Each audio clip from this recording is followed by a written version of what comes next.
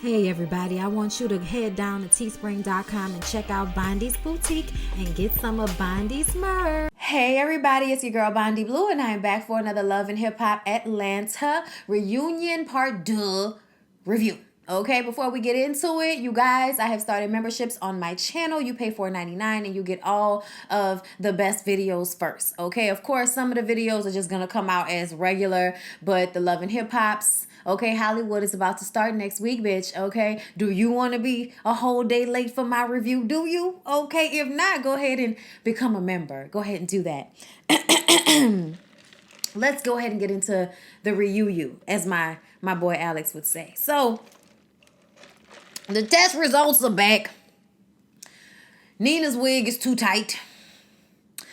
And for some reason, the audience believes that Carly is not lying. And I feel like Carly drugged herself. It was obvious. And then some of the questions came back inconclusive. Like, had she ever had any type of sexual contact with either Hiram or Pooh? Both of those questions came back inconclusive. But when she was asked if she had sexual intercourse, it was said no. So maybe something happened, but just not all of what Pooh is saying happened. I'm very, here to believe that Pooh is lying and just want to be on a reality show. Like, bitches do that. I'm here for that and, understanding of this situation. But I will not forget Carly saying that it was in the past. I will not forget that. That is in the back of my mind. Therefore, I'm not going to ever believe any test that says that nothing happened and all of that.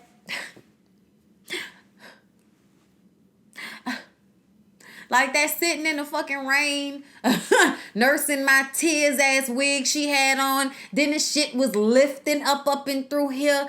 Y'all, I just didn't have no patience for the movie that Carly thought she was in during this reunion. Carly thought she was in a fucking a movie, girl. She thought she was in a drama/comedy. She thought she was in a dramedy. I didn't have time for her. And all of the jumping up and you are not going to do my friend like that. And I am not going to take this from you. And oh my God, security. Like, oh my God, bitch. You missed your calling as a vaudeville actress, bitch. You should have been, okay? Carly should have been born back in the day. Okay, look. She just worked my nerves, y'all. I'm just saying. Did y'all hear when she called Pooh a pathological liar? And then she said it wrong the first time. She was like the pathological liger or something like that. She just fucked it up all kind of ways bad and then corrected herself and still said it wrong. And it's like, how hard is it to say what is it? Hold up. Hypothetical. Okay, because now she got me fucking up. I don't even know what it is no more. Okay? Hypothetical, bitch. Okay, like, what are we talking about here? Okay, like, Lord have mercy. Did she mean pathological liar?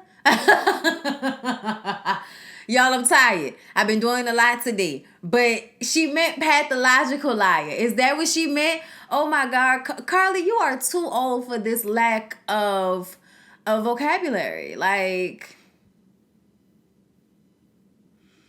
girl, go on somewhere with this. All right? Mimi explains from her point of view what happened the night that this threesome allegedly happened. She didn't see anything, okay? Everybody was at the studio and everyone left and Carly stayed behind with Pooh. And that's all I know. And the next morning, it's all over the blogs that they've had a threesome. I was just like, y'all. Oh my God. Now, I'm going to just say, Funky Dineva said he the one that put that shit on the blogs, but I don't know if he was playing or not. People have mentioned that in the comments before, and I'm like, yeah, I remember when he said that, but I'm not sure if he was serious or not. Either way, like, whatever happened, who cares at this point? This lie detector test shit is stupid to me. And to actually have Nina read the results, I just was kind of like... It's just a ghetto cartoon. Like, it seems so unrealistic sometimes. Lord have mercy. So Shekinah says that maybe if it wasn't for the fact that Pooh likes to show up to her door with dildos. I said, bitch, what is a dildo? What is a dildo? What is wrong with everybody? Dildo, okay? Just an O on the end. There's not an or on the end of that word. When have you ever heard it pronounced that way, Shekinah? So Shekinah says that Shay Mack said that Pooh tried to pop out the dildo on her. So it's a possibility that she was being a little bit too touchy-feely with Carly, and that's why the lie detector test came up, inconclusive. And I just kind of feel like Shekinah is always trying to make excuses for Carly, and it works on my nerves. Please stop. Please stop. Your friend is a rat. Let it be, Shekinah. Let it be. Pooh turns around and tells Shekinah that's why she can't keep no man. And Shekinah said, I don't want one if I gotta do what you do. I died laughing when she did that. And then Pooh said that she was fat, ugly, and she was uncomfortable. It's an uncomfortable looking ass bitch. I said, oh no, not uncomfortable. Y'all. Yo, Pooh is hilarious, y'all. I may not like her, but she is hilarious. She killed me with that one. I was almost done after that. Okay, she kind of said, I don't want a man if I have to do what she has to do. I'm happy being single. And then Carly jumps up with the fake crying and shit. You're not gonna do my face like this and all of that shit. And the majority of the crowd supposedly believes Carly's lies. And I'm just gonna be like, child, please, y'all be pre-recording them people's reactions. I don't want to hear that shit. Roxanne told us what happens. Anyway, they move on to Scrap DeLeon, who looks like Harlem Nights meets Angel Brinks meets the Frog Prince. And it's just a lot. You know what I'm saying? Like, he's giving you Disney Prince in the suit, giving you Frog in the face, okay? It's a lot, okay? And then KK is giving you Angel Brinks Harlem Night. And I'm just like, y'all are doing so much. There's so much going on. KK looks good, but there was just so much going on right here. And then Moniece comes out. And Moniece has on a wig that's almost bigger than her. She has on a really pretty color that complements her skin tone. I think everybody has too much bronzer on because when they get close to them, it looks oily and not like a bronze. So I feel like they're doing too much with the makeup. Everybody is beating the shit out of everybody's face and it doesn't seem necessary. So they talk about how KK told Scrap about his dad and how, helped him get out of jail and all that. Because we went through Scrap's whole little storyline, getting out of jail, finding out, that his daddy was alive because his mom had told him that his daddy was dead. I think KK is full of shit. I think that KK knew very well that man was alive, but didn't see a reason to call him until now. Okay, and I also feel like it's so messed up for you to sound so removed from a person you laid down and had a child with. Like, the way she was describing it, that man, his name. And I know somebody with that name. Like, what you mean you know somebody with that name? Like, you laid down and had a fucking child with this man and you sitting up here talking about him like he a stranger off the street that you went to middle school with. Like, this is just... Like, I could not with the way everybody was giggling about that shit. Like, that doesn't show some type of disconnect to, to family. I mean, the fact that Scrap got a man walking around that look just like him, I feel like it's not all the dad's fault. Like, something else must have happened because I think KK is lying about not knowing that he was alive. That's just how I feel. Stevie apologizes for not showing up to help Scrap get out of jail earlier. He let himself down. He let everybody down, talking that great guy shit. And I just kind of am not feeling it, not believing it after the way you talk to Mimi and Ty. I'm not believing you trying to be a good guy and all of this shit here. Like, whatever, okay? They talk about Carly and how she visited Scrap when he was in prison several times and how she wanted to give him a support system because she didn't want to see anybody going through something like that. And, just once again overacting and shit. And Pooh makes the comment that of course she went and saw him. They was fucking. And KK reaches over and grabs Pooh by the wig and yanks. But Pooh, hurry up and grab the wig so the tracks. That wasn't going nowhere. Whatever it was, okay? Because it looked good. Whatever it was, I couldn't tell, because I was like, oh, that looked like a real part. That might be a real part right there. Okay, I think it might have been a weave, but because I think she might have said it wasn't a wig, but either way, it didn't go nowhere, and KK didn't actually hit anybody. But they like sitting on stage after the fact, all fucking vindicated and shit. Scrap talking about, you play my mama just ain't the type of words. She gonna let you have it. And granted, yes, Pooh has done a lot to get that ass whooped. Don't get me wrong, but I just kind of felt like in this moment it was stupid. Like. They did fuck. What are we talking about here? What are we talking about here? They were together. They did have a little freak going on before he went to jail, which is why she visited him in the first place, okay? Like, y'all know Carly know how to, pull a sock out of a puppet. Okay, which is my way of saying jack a dude off under a table in a prison area where everybody's, meeting with their family and their kids and shit. You know what I'm saying? Like, I did not understand why this was the moment that Pooh had to get yanked. But I guess it had to be done. That's what y'all was saying in my Twitter, that it had to be done. I don't know why, but during this reunion, I was enjoying Pooh so much that I wasn't that mad in order for me to feel like she deserved to get yanked like that. And I also felt like, even though, we so happy that KK is bout it, but bitch, you doing too much. Like, your back gonna hurt the day after you made that quick twist the way you did. Child, look, I guess if you want to be that age yanking people wigs over facts, I guess if that's how you want to live your life, I don't have time for that. Poor little Moniece was caught up in the middle. They was squishing her bum tit. They asked her if she was okay after, and she was like, she about to go have her 4th surgery. Y'all know her implant keep flipping in and out in her boob. That's why one day it's flat and the next day it's up. Like, her titties always like that. And it's because one of the titties is flipping in and out. And, KK flopping all over her titty. Now you done messed the broke titty up even more. It was too much. Okay? Then Tokyo jumps up. And I was like, what is Tokyo jumping up for? Like, Tokyo, you ain't got nothing to do with that. I know you always looking for an opportunity to put your hands on Pooh, but come on, girl. Like, you getting security to grab you and hold your ass down for what? You wasn't about to get nowhere close to that damn girl. And Carly says, how was they having sex when he was in jail? And I'm like, Carly, we're talking about before. And we know there are ways. And if anybody has ways, Carly, it's you. They escorted Pooh off the stage, and then KK says that Moniece was there for scrap.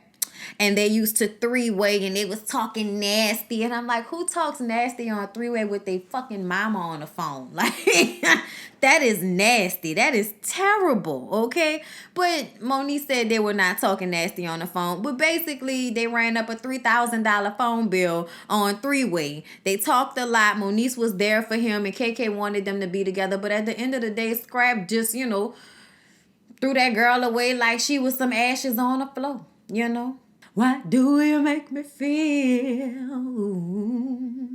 like cigarette ashes on the floor? Okay, that's a little Mickey Howard for y'all. Y'all didn't know that. Then we get into how Moniece felt like Scrap was the embodiment of the second coming of men in her life. She'd given up all hope on you Negroes.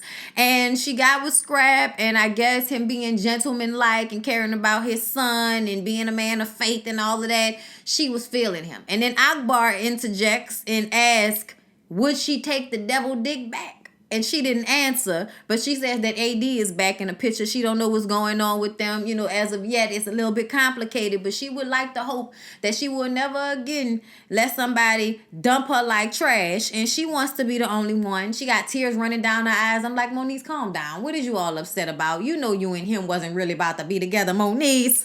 Oh, Lord. I don't understand why Moniece got her feelings all in him. I know why. When niggas in jail, they have so much to say. so much to write poetry about. Soliloquies to you, bitch. They get out of jail, all of a sudden, nigga act like, that's just my friend. Okay, knowing good and goddamn well, y'all was having phone sex while he was in jail. So KK said that they need, young people, all y'all out here having sex and freely having sex with people thinking you're not going to catch feelings. You're going to catch feelings. She said that's why she don't have sex right now. I say, oh, no, we ain't need to know that. We ain't need to be in on that one. And Scrap apologizes to Moniece if he hurt her in any way because that was never his intention. That's what y'all say already. That's what y'all always say. Y'all always say that. Oh, Lord. Write new lyrics to the song because it's... Oh, I'm just not believing it no more. All right, I'm sorry. I'm not believing that, Scrap is this good guy he claims to be. Like, you seem like a good father, but still a fuckboy to me. So they discuss Sierra and BK and how Carly told BK, the info about Pooh 6 months later. Carly said she, thought Sierra knew about it because she wasn't even on that trip. And Sierra says right now she's only worrying about herself. So that must mean that her and Beijing BK are on a break right now. Y'all know how they break up the makeup. That's all they do. Okay? And they pop Pooh up on the monitor so that we can get to her portion of Sierra's storyline, and she wants to come back to the stage. She said, "I ain't scared of none of you bitches." And Tokyo says, "You need to be scared because you can't fight. Okay, you gonna need a whole new prostate when I'm done with you, bitch." I said, "Oh no, not a whole new prostate, not a whole new prostate." Oh Lord, why so much anger, Tokyo? Sierra said that she believed Pooh about BK. Like, there was one point when she was believing that, oh, BK, this dog ass nigga. I'm like, he is. Sierra, what are you talking about? He is. She was right. I mean, that's not to say that she wasn't flirting with your dude, but I'm just saying that your dude is a fuckboy. Showed and proven. Like, we don't really need to get more insight. We could just tell from everything that happened last season that BK is a fuckboy. Then Pooh comes out of her mouth with Sierra came to her house and said she wanted her life. And I'm just like, oh my God, here we go with the theatrics. Oh my God. And then Carly and Sierra jumping up and laughing and he and girl please. And oh Lord, I'm exhausted with these bitches. So Akbar. They talk about how Akbar didn't show up for the studio with Monique. She had migraines. We already talked about this shit. Akbar does apologize to Monique for, the times when she just didn't show up without calling first. Akbar says that she is not threatened by Tokyo because that question is asked of her as well.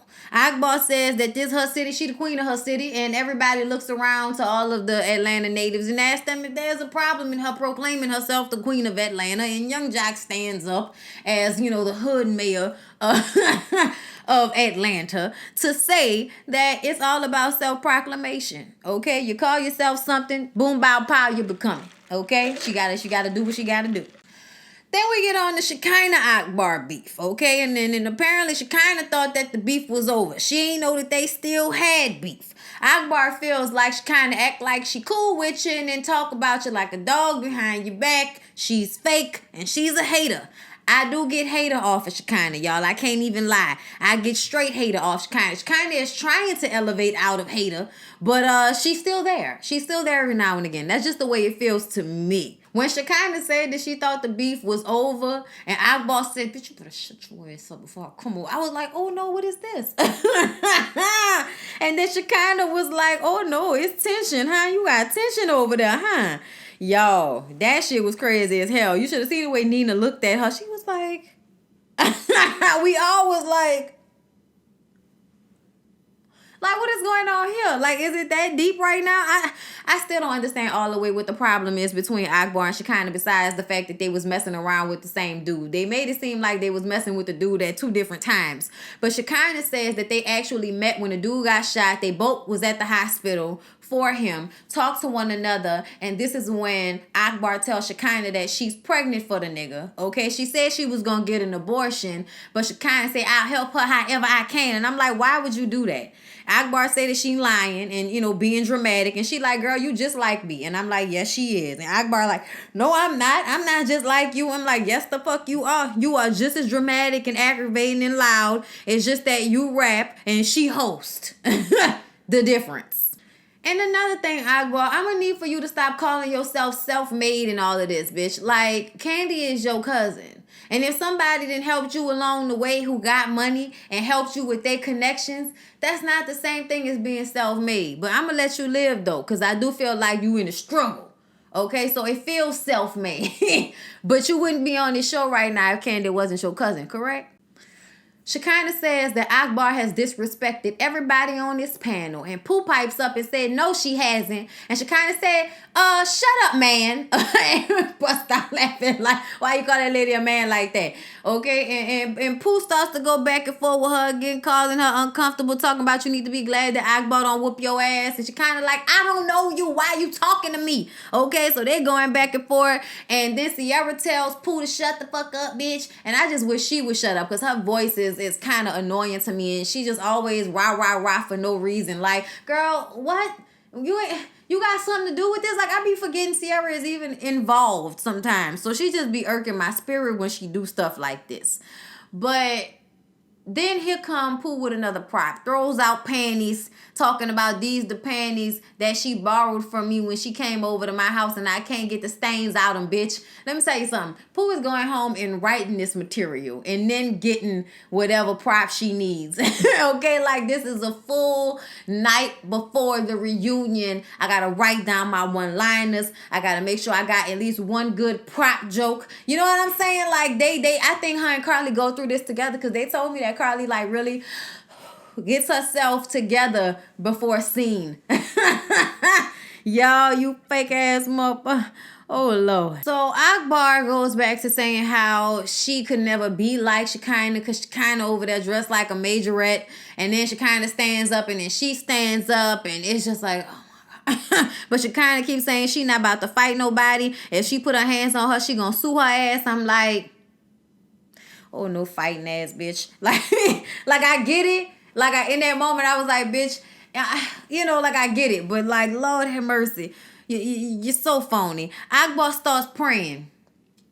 Because I'm just saying, like, she kind of act like she not rah-rah. She kind of has definitely been rah-rah in the past. And not all of a sudden, it's, you know, I'm going to get into it with people and I'm still be doing this kind of same platform with the reality show bullshit, but I'm not fighting and now I'm suing bitches. Like, I just don't like when people do that. Like, if you're going to come and be a part of this shit, then take your lick, okay? But that whole suing shit just made me look at her like, what you going to say from this girl? You know what I'm saying? She barely got anything as it is. Okay, what you going to take something from Candy that Candy done gave to Akbar? I ain't got time for y'all with this shit. Nina says that obviously they not gonna come to an agreement because Akbar get on her knees and start praying and shit, and it just was like, okay, this is over. Y'all will get an update on these hoes on Instagram. Rashida and Kirk. Okay, once again, we got to talk about Rashida and Kirk and all of the situation with Jasmine and the situation with Cannon and how, you know, they were judging Jasmine's parenting, but they try to play it off like, oh no, you know, we had to do the same thing with Carter, getting him out of diapers. It's a process and all of this. And they asked Rashida about, you know, her comment saying that there were infidelities on both parts. And then she clarifies that she meant before they got married. And I was like, what you mean, when you was a teenager? And Kirk was like 29. Anyway, so they discuss how Rashida has kind of fallen in love with Cannon because he's just such a cute little baby. So it wasn't like she could be mean or act bad with the baby when he showed up at her door. So right now, she's just having to swallow the pain, swallow the aggravation, and just deal with it and keep it moving. And they ask Kirk about Jasmine saying that he wasn't a good father. He was only a good father when the cameras were rolling. And he says that he thinks Jasmine wanted him to be there for Cannon like he would if they were in a relationship. And then Rashida chimes in and they both kind of say she has to deal with the fact that she had a baby with a married man, which means the father isn't going to always be around. And I do agree with that to an extent, but you could be more present, Kirk. And at the end of the day, Rashida, some responsibility has to lie with your cheating ass husband who has now brought a child into this world and into your home for you to have to swallow like a hard ass pill, okay? And this motherfucker can't be there and be a little bit more present with his child and have a conversation with the baby mama, you know, without a middleman. I mean, if anything, you should be the middleman in that situation if you really feel like you got to worry about it like that. But I'm just over them with this shit. Because you sit there and you try to make yourselves not look like y'all handled this fucked up. But y'all handled it fucked up. And at the end of the day, of course, nobody can tell somebody how to handle a situation like this. But I can say that I feel like y'all put too much responsibility and blame on Jasmine and not enough on Kirk. Period. So they let Pooh back on stage for what, child? I don't know. And they get into Spice and her Mayo makeover. And Spice says that she wanted to get people to understand what, you know, dark-skinned women and people, period, go through. And Mimi said that once they had a conversation and they discussed what she's actually went through, Mimi hasn't went through any of those things. So she had a different perspective. And I feel like I don't understand how Mimi couldn't think that they had, you know, different experiences. Obviously, if you're darker complected, you have a harder time sometimes. It just depends. But a lot of the times, you have more people saying things about your skin tone than if you are my color or lighter. So, yeah. I think I got that off rip, but my problem is feeling like the answer to that is to bleach. Like that's not the answer. I'm sorry. I don't care. It's not ever the answer. And I feel like people, when this, issue originally arose, we was arguing about two different things. I'm saying I don't want nobody to bleach. I don't care how you feel. And everybody's like, but it's so hard and you don't understand. And it's like, no, I understand. Are you bleaching because you feel like, get the fuck out of here? Like, most black women in America are not bleaching their skin like that. At least not to be no shades and shades lighter. Ain't nobody out here Sammy Sosa-ing it, like talking about it. That's not like a thing. Okay? So as far as I'm concerned, never the answer. Period. Let's move on from that. Oh yeah, and I appreciated Tokyo for saying what I've always said. There are some ugly ass light-skinned girls out here too. All right. And Spice is booked and busy right now. So, all is well. Tokyo says that she whipped depression's ass because we ended the season with her going through depression. And she appreciates the fact that the girls on the show were vocal and checked in on her, because otherwise she wouldn't have really talked about it. And it helped her talking about it. So she got a new dude. I seen him on her Instagram. And, they cute. She looked like she enjoying her life. I wonder if she's still a virgin, but it's not my business. And she coming out with a plus size lingerie line. I'm like, girl, you better capitalize off the opportunity, girl. Like, I'm so here for that. So here for that. And she has a album coming out. Carly is teaching people how to have sex all over the place. Scrap is getting more involved in prison reform, which he said he would. And Stevie is being a great guy. That's the updates we got. That's that. Please don't forget to like, comment, and subscribe to my channel if you have not already. I hope y'all enjoyed the review. My head hurting so bad. I got one more video and then I am falling asleep somewhere. Okay, one of these rooms. I love y'all. I'll see y'all in the next one.